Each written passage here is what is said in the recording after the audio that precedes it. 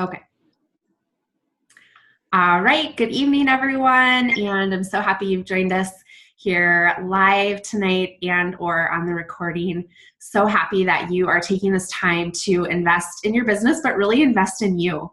The thing I love about coaching is that we get to take what we learn and apply these skills and attitudes and mindsets to every aspect of our life, right? And so we get to just grow as people as we grow as coaches. So I wanted to start us off. We're going to talk about a different topic tonight, but I wanted to just kind of go back in time and rewind to last Monday. We talked about our personal health and had some action steps there. And I gave everyone an accountability partner. So I'd love to just, we only have a few people on tonight. So hopefully we'll get some conversation going, but I'd love to hear, how did this last week go for you? What were your takeaways, wins, challenges? How did accountability partners go? Anyone who wants to share, just take yourself off mute and please do share. I'm going to drink my decaf coffee.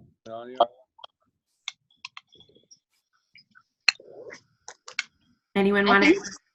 I think for me, Liz was my accountability partner. And, I realized a couple days into this last week, like, we're on a holiday week. It's not really a great week to get back into structure with our own personal health, right? Because everything is a little bit wonky. But because I had an accountability partner and she kind of happens to be my boss in a way, I felt much more inclined to have that at my forefront.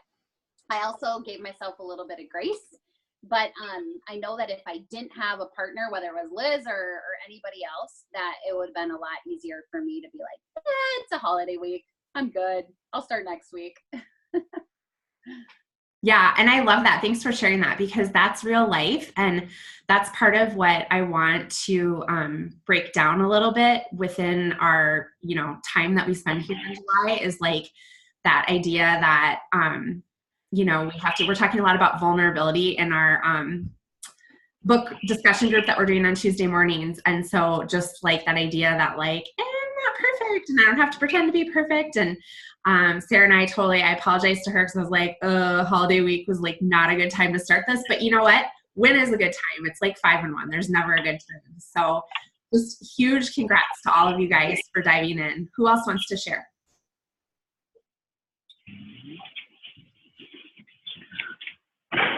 Michelle, what do you have to say? You have a smile. No, nothing. I thought you were going to go off mute. No, Aaron's like, you should get on there and say something. You should. I was laughing at him. Say something. Yeah, definitely. This week was a tougher week with just the July 4th and all the craziness going on. But Mr. Wolf and myself, we connected, and mine was hydration. So it was, for me, it was just a great way to stay reminded, whether it was, we didn't need to check in every single day, but it was a great reminder to stay focused on what we had talked about. So I loved it. I thought it was great. Yeah. And I thought it was nice just connecting with someone that I didn't know. Liz was the other Liz, not this Liz, was my partner. So it was just fun to like connect with someone new that I hadn't, ever really met or talked to before. So, yeah. Mm-hmm. Good. I'm so glad to hear that. Does anyone else have anything they want to share from this last week? Personal health stuff or partner stuff or questions or? I think for me, it was just breaking it down into something simple. So one of the things you said when you were talking about personal health, like a lot of times we think, okay, we're going to go back into 5 and 1 or whatever that looks like, right? That's that cycle of like on off that at times I find myself stuck in. And so it really was a nice reminder to keep it super duper simple, right? Whether it's water or timing or whatever it is, right? Like permission to keep it simple instead of a total overhaul. It's just a nice reminder, and it's something that I remind my clients of all of the time, but sometimes it's hard to really turn the mirror on yourself, or you just stop thinking about that, right? So I liked the simplicity of that. Good. I'm glad. Thanks for sharing. And I agree with the simplicity and also the like reminder for where our clients are at, because I think one of the things I'm realizing is that I start to kind of lose touch with some of the things that I encourage them in. And so it was like, I put it in the message on the first day or two, like, wow, it takes a lot of intention to start a new habit. And I was kind of a little bit challenged and like convicted in that area of like, okay, let's not get too far away from that understanding and remembering kind of what it's like to be in that intensive part of the program. Because it's great to be in maintenance, but there's still mindsets and just little nuances and little pieces that we can easily gloss over as just like, oh, no big deal, whatever, it'll be fine. You can do this, and not really stop and have that empathy that it is tough, So awesome. Well, thank you guys for sharing. I'm going to move on to our topic of the evening. So tonight we are going to talk, and I'm going to share my screen. I have a couple slides again, and I'm not going to spend too much time, hopefully not too much time on the slides, but we're going to talk tonight about our simple system. And also, hang on, let me get this started. So our simple system and structure. I don't know why this, but there we go. Okay. So our simple system. So I'm going to kind of go through these slides, hopefully not take too much time. And then Sarah Ball has been so gracious to offer up her time to share her story of kind of what this looks like in real life for her, what it can look like for you. And then we'll end with a few discussion questions. So, all right, what is our simple system? And I don't like, just reading from here, but I'm going to do that a little bit. And I'll make some comments as well. So, simple system, it is a way for us to set ourselves up for success as health coaches who are seeking to make a great impact on lives, on other people's lives, and seeking to build a strong and successful business. So the simple system is, honestly, I hope that one of the things you take away from tonight is, if you haven't already come to understand or to see what a gift the system is, I hope that you'll see that after tonight and after we kind of talk about getting into the structure that serves our lives and our businesses and serves our ability to serve others. I have never had a job where it's been so clear what I need to do, how long it's going to take me. And I think that anything that for me, when I get into my head, I might think it's challenging or complicated or hard or whatever word you want to use. But at the end of the day, when we're out of our heads and just kind of evaluating it at face value, it really truly is a gift to us, because we know exactly what we need to do. We just walk it out. I know that's the hard part. And that's why we're going to talk tonight about it. And that's why it's so important for you to be, connected with your coach and your mentorship team, because that is who helps us to make this all work. And it's not going to always look perfect. It's never going to look perfect, and it's going to ebb and flow and flex, and you're going to push and you're going to pull and lean in and pull back and all of those things. But when you're arm in arm with your mentor and your business coach, they're able to help you figure out how this works for you. So our simple system is also structure and habits. That underlying structure, and there's some quotes I'm going to share in a minute, but the first part of which I'll say right here, the underlying structure of anything will determine its behavior. So we're going to, that's kind of why we're taking this time in July to talk about consistency, talk about habits, set up our structure so that we can have success. But our simple system also serves connection and impact, serves the purpose of facilitating connection and impact. So loving and serving people is what we do as coaches. And I love that about 99.999% of people who come on for coaching, they do it because they want to help. They want to serve, they want to love other people. And this is how we do it. We're going to talk next week and the week after about, the kind of a little bit more of the 3, 3, and 3. And there is a structure side of that, and there's an emotional side of that, but it all kind of flows into connection and making an impact. And this is how we do that. And last, it's simple, and you are the determining factor in your success, which is really awesome, because who doesn't want to be the maker of their own destiny, right? So how well you lean into the simple system determines your success. All right. this is the other beautiful thing about our simple system and about just the way we function and kind of flow as Optavia coaches is you get to come in to a system that's clearly defined and time tested and results approved, if you want to say it that way. And also, it's just a big, huge game of follow the leader. You come in, you do what your mentor did, you do what the mentor before them did, and it's gonna lead you to results. So you've been given a tried and true method, approach, and action steps to pay it forward. You don't have to go it alone. You don't have to figure out what to do. By the time, and if you're a newer coach, or maybe a coach who's been working the system but just never, knew, by the time a process reaches you or me, the hard and painful work has already been done. So we don't have to do anything that's not going to work if we are able to work it the right way. And the right way is, kind of following the system as it's laid out, but again, also working with your mentor because every person's a little bit different, right? So we can't, make guarantees that everything's going to go exactly the way that the person before us went. But we do know that the methods that are presented to us are effective, they work, and you're not going to have to waste time trying something that may or may not work. So we're really fortunate in that way. And so because all that's set up for us, we just have to follow the leader.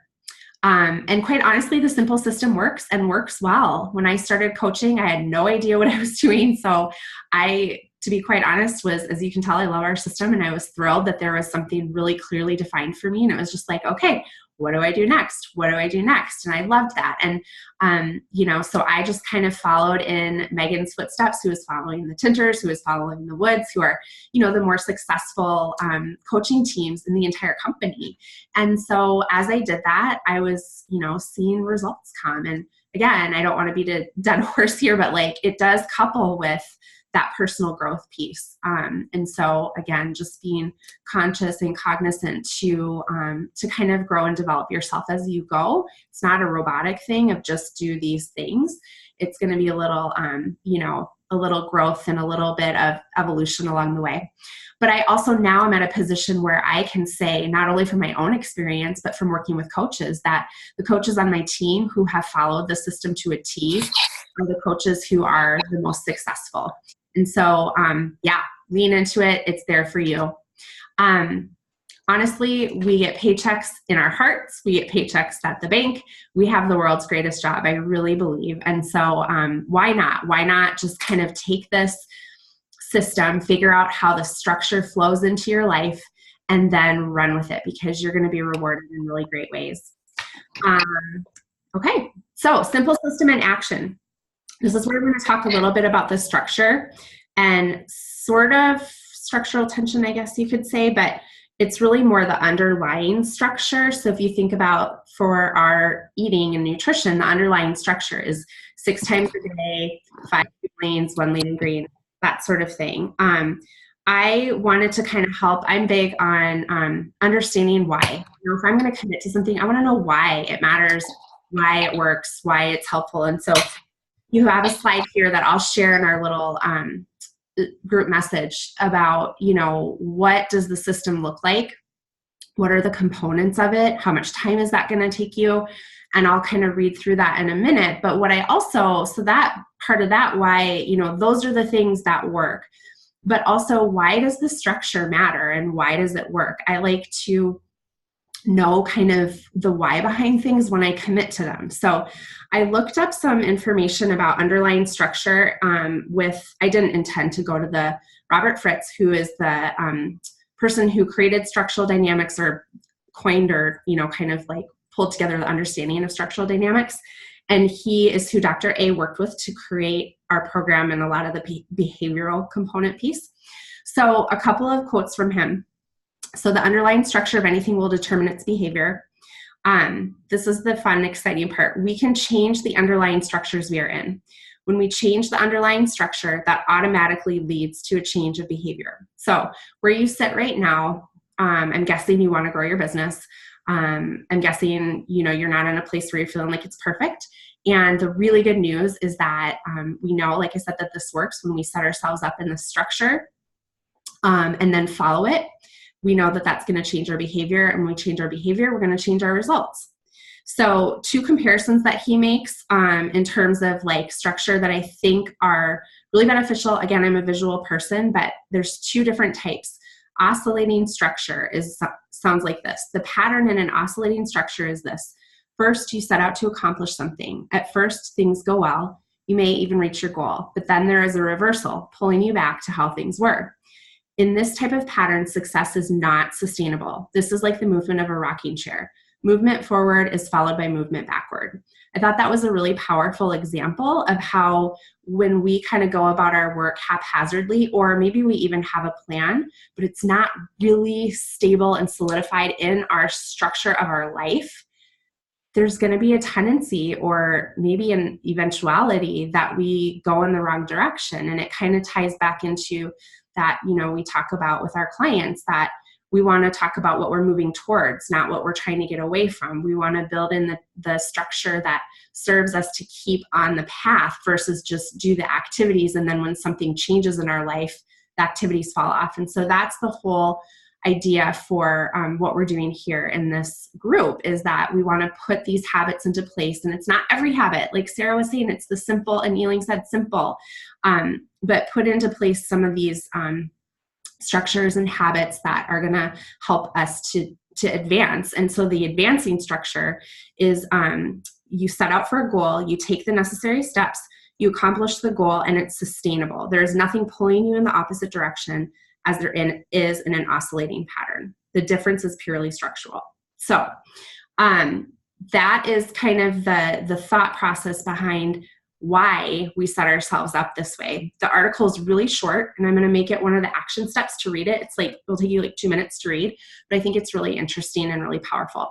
Okay, here's our simple system in action. You guys know all of this, and like I said, we'll share this in our thread so you guys can kind of just have that before you this week as you look at your calendars and identify where maybe the gaps are in your simple system in action. Okay. So we know what we want to do, but what's standing in our way? I want to break down what I think is the difference between challenges and obstacles. So a challenge, you know, I like definitions. I looked it up. Literally something that is hard to do. So when you go to do this work, when you go to, you know, to really make an impact on lives, the steps are simple, but the carrying out of the steps might not always be easy. It might be hard to do, right? It might be hard to do because fill in the blank. You work a full-time job, you have small children at home, you have a spouse who travels a lot, and you have children. You know, you are caring for aging parents. There are so many things you can fill in the blank. This is going to be hard because fill in the blank, right? Challenges are going to be there no matter what. I think when it becomes an obstacle is when we allow it to stop us from moving forward and just stop us from that advancing structure or advancing towards our goals. So I want to make that distinction because I think it's important, again, back to the like vulnerability and just keeping it real. Like, we have challenges. This isn't going to be easy every step of the way, but it doesn't mean it's not worth it. And it doesn't mean it's not possible, which kind of lends itself to the next point, which is limiting beliefs. So what's a limiting belief? I mean, I think there's a lot of different ways that you could describe it or think about it, but I think for our purposes, I think what we can easily fall into with, you know, taking on, okay, I'm going to really get serious about my structure now. Like, maybe you've tried it in the past and it hasn't gone as well as you had hoped, and it leads you into a limiting belief based on your experience. So something like, I can't, I don't know how, I'm not an influencer, or I don't have time.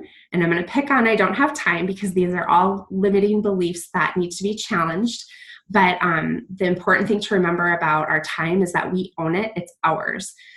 We need to control our time and not the other way around. So when you think about some of those limiting beliefs that might be standing in your way, I just want to encourage you, it'll be part of our action steps, but talk with your coach about it, because challenges and limiting beliefs, we all have them. Let's work through them so we can have breakthrough and so we can move into the best, you know, that is in store for us through this journey. The last point I'm going to touch on, and then I'm going to turn it over to Sarah, who's going to expand a little bit on both the structure piece and this last point, a sacrifice and pain points. I think it's going to be really important for us all to kind of pause before we dive into action and just acknowledge that along the way there's going to be some sacrifice and there are going to be some pain points. That is also normal, and you're not alone. But I do think it's important to embrace that and understand that for a season, you will have to make some sacrifices and have some pain points. But what stands on the other side of that hard work and that consistency is going to be something that's really, really worth fighting for. So I'm going to turn it over to Sarah, and I'm sorry that I shared a little bit longer than I had intended, but we will try to stay not too far off track. So, okay. Go ahead, Sarah. Hi, guys. I hate following Liz because she's so good with her words. And let me just tell you, for those of you that are gonna, be in this place of sharing on Zoom calls someday, I always get nervous. I think I always will get nervous when I speak in front of people. I got to figure out how I can see all of you. Hold on a second. So what Liz wanted me to share a little bit today is she's talking about this simple system. Well, what does that look like in actuality? Like what does the messiness of starting out as a new coach with a part-time or a full-time job, what does that look like? And so one of the things I want to just start with is we all come into coaching and we have our reason why, right? Same as our clients. They come in and we help them dig into their why. And so for me, a big part of my why, once I kind of got going, initially I started out because I had a friend that wanted me to coach her, and I was like, okay, I'll do that. Well, then I started realizing, as our clients do, that if you don't have a deeper meaning of why you're doing this, then we just fizzle out. So for me, I was a nurse, and I had a very flexible nursing job, but when I was scheduled to work, I had to work. If my kids got sick, I was at work. I mean, there was not flexibility when I had to be there. I missed out on a lot of things with my kids, family, weekends. Vacations were tough sometimes to navigate with my husband's unflexible schedule. So for me, a big reason why was I wanted flexibility. At first, it was freedom. And there is freedom in that, but I really wanted flexibility. I wanted to be able to work where I wanted to work from. In fact, when I put together my thing for tonight, I've been up at my cabin. I'm actually back in Woodbury for 2 days, but I've been up there for 2 weeks working, or I'm going to be up there for a collection of 2 weeks. And so that for me is like a dream. I wanted to be compensated I wanted to be compensated for smarter work, not harder work. As a nurse, or for people who work hourly pay, if you want to work harder, you can get paid more. I didn't want to work harder or more. I wanted to work smarter and be compensated for that. I mean, there were lots of other reasons, but I wanted flexibility and I wanted to be compensated for efficient work. So for me, what it looked like when I first started out was, like Liz has known me since we were 11 years old. I kind of just don't think in structure. I'm a multitasker times 1,000. And so that's how I started. I just dove into coaching. I didn't have much structure. I would listen to client calls, coaching calls. I would listen to things on the fly. And what I quickly realized was I wasn't working efficiently. And so initially, nooks and crannies. I did my health assessments on my lunch breaks at work. In between carpools, I was doing calls. You guys can imagine what a lot of you guys are doing, fitting into the nooks and crannies of your life. I got up early on Saturday mornings. I made my car like a traveling university.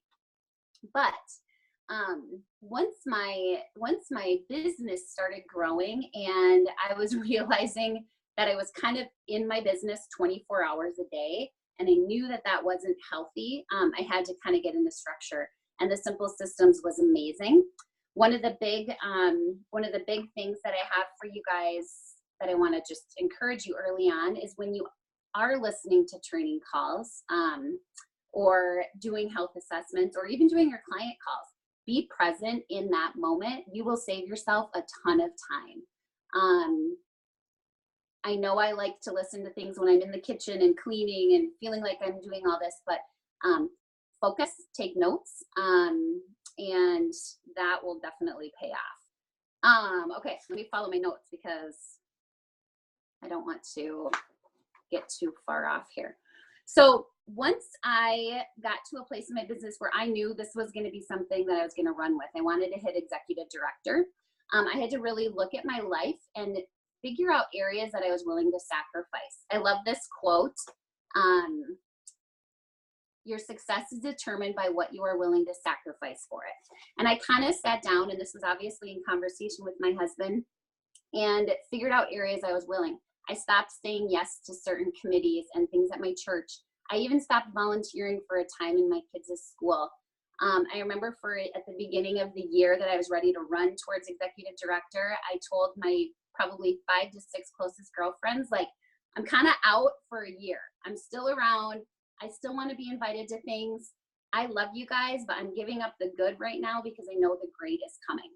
And so that year, I really sacrificed in areas that I wasn't willing to do forever, but it was for a time, and it was totally worth it. Now I've been on, I can't even tell you how many vacations and things with either my coaching friends or my 5 or 6 friends that I told them to, pause things for a year. So it does come full circle. Also, when you guys are early on in coaching, give yourself some grace. You're in a huge, huge learning curve. And so it can be very overwhelming. And when you're raising up new coaches, especially if they're brand new for you teaching new coaches, it's overwhelming, and that's okay. Give yourself grace. Reach out to your coach. And Liz is excellent at teaching us how we can figure out like what is standing in our way. I loved her challenge versus obstacle, limiting a belief. And then, well, Liz, what are the 3 points? It's concept. Oh, that I shared or that we typically look at? That we look at. Skills, actions, and concepts. Yes, skills, action, and concepts. So reach out to your coach if you feel like you're in a standstill. We'll walk you through those. But be prepared for a crazy time, and it'll ebb and flow as well. Okay. When things feel overwhelming, communicate with people that you love and that are in your circle, especially your family. We're going to have busier weeks, and we're going to have less busy weeks. At the beginning of your busy week, let your kids know or your spouse know, like, I have 6 health assessments scheduled this week. Last week I had 0. So really be communicative with your family. Engage your kids or engage your spouse so that you guys are working towards something together. I know for my kids, they wanted me home. And so when I was stuck in my office for 2 hours, like, giving them the hairy eyeball to stay out of my office, and I'd come out and I'd get some whining, I'd say, you guys, I had 2 hours in the office, or it could have been at 8 hours at a nursing shift. And so communicating, like, you guys get me more. And so just engage them in your business. I love that slide that Liz showed on the time blocking. Once I started to run for executive director and got out of just fitting everything in the nooks and crannies, once I started to really get into structure, that time blocking was huge.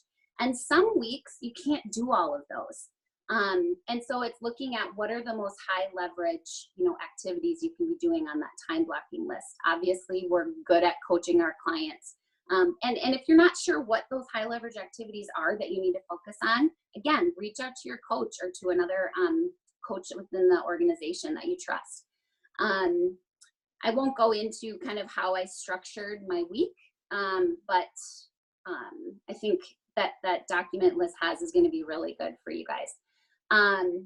We love raising up coaches, and when you guys come on as new coaches, and when you start raising up coaches, you're going to have some that want to walk, you're going to have some that want to jog, and you're going to have some that want to run. And you got to take their pace, right? It's okay for us to challenge and encourage, but also when it comes to sacrificing, everyone's threshold is different for that. But Liz and I and some of the other leaders on this team, we're not afraid to challenge you in those areas either. And sometimes it's a matter of working smarter, right? And not harder. And lastly, early on in coaching, I wasn't a big TV watcher, but I loved the news. Liz and I have this thread that we've been doing for years of all this crazy news. You guys would think we're crazy, but there was a time where I just had to kind of give up watching some TV shows, my fictional book reading. I told you I made my car a traveling university. It's really hard to be authentic and transparent on Facebook or social media or just with people in our life if we are not growing personally in some way, whether it's learning through reading your Habits of Health book, even like 2 pages a day, you guys. It doesn't have to be a lot. You can find a quote in 1 page of Dr. A's book, or a statistic you want to share, or something that you get excited about. A personal growth book. We have lists of them. You can search the Team Tinter page probably for books, and I know Kevin Tinter's put things on there. But just something that is challenging you to grow, and then sharing that. Okay. Keep your why at your forefront, you guys. I know I'm missing a lot, but I totally went double my time, but it's messy, but it's a good messy, and we're all in it together. There's no judgment. Sometimes I have to remind my clients, my coaches, that just like our clients, they're not performing for us, right? We are coaching them into what their goals are. And it's the same thing with our coaches. We don't get disappointed if you have a rough week.